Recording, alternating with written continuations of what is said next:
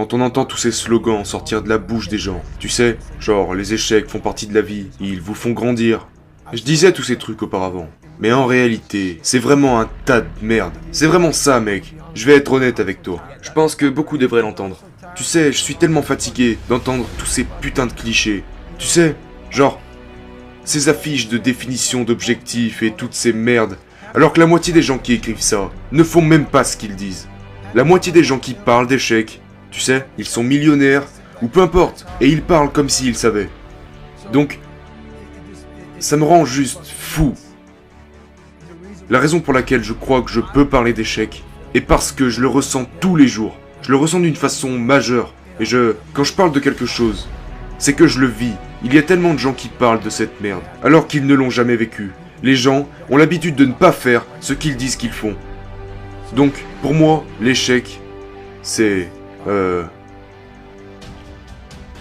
quelque chose dont vous pouvez avoir peur.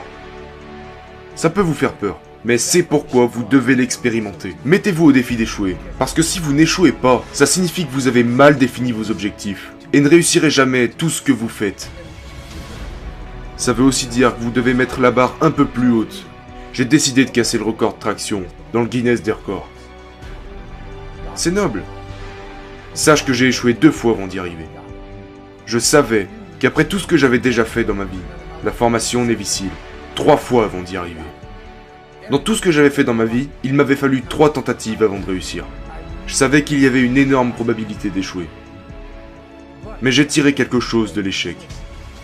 Quand tu regardes un film, et tu vois ce personnage qui n'arrête pas d'échouer, sauf qu'à la fin, il réussit. Comment tu te sens à la fin du film? J'adore ça. Incroyable, n'est-ce pas? Je suis devenu le film. Je voulais me sentir comme une personne qui regardait ce film. Quand j'ai regardé Rocky se faire botter le cul et traverser tous ces différents échecs, j'étais genre, mec, comment il fait pour continuer et finalement réussir? C'est ce que l'échec m'a enseigné. Je voulais tellement toutes ces choses, devenir quelqu'un qui réussit à la fin de l'histoire. Genre, je veux me sentir comme ça. L'échec apporte cette sensation. Sans ces échecs auto-infligés, vous ne pourrez pas toucher ce sentiment. Si vous passez juste là, et que vous réussissez, et que vous êtes le meilleur, ok, c'est bien. Mais ça vous prendra des années, des mois, des années pour y arriver. Parce que vous ne pouvez simplement pas passer à travers. Mais vous continuerez de retourner à la planche à dessin. Vous cherchez pendant quelques secondes. Et finalement vous comprenez l'équation. Quelle que soit l'équation, elle peut vous propulser pour réussir. Je vis pour ce sentiment. Mais je ne peux pas avoir ce sentiment sans passer à travers toutes ces merdes. C'est ça l'équation.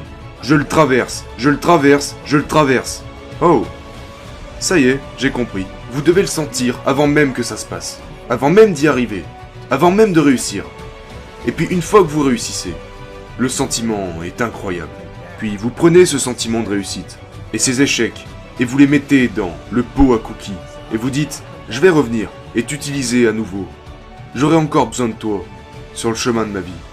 Donc en gros, le niveau de satisfaction dans le succès est directement lié à la taille de nos échecs. Au plus vous échouez, au mieux vous vivez la réussite. Est-ce que ça devient addictif? Ça l'est. Ça devient si addictif que vous ne pensez même plus à votre famille. Parce que tu sais, là, oh, je vais juste, une fois de plus, j'ai mordu dans quelque chose de vraiment grand. Ce qui signifie que les sentiments sont tout aussi grands. L'échec est indispensable pour pouvoir toucher aux meilleurs sentiments du monde.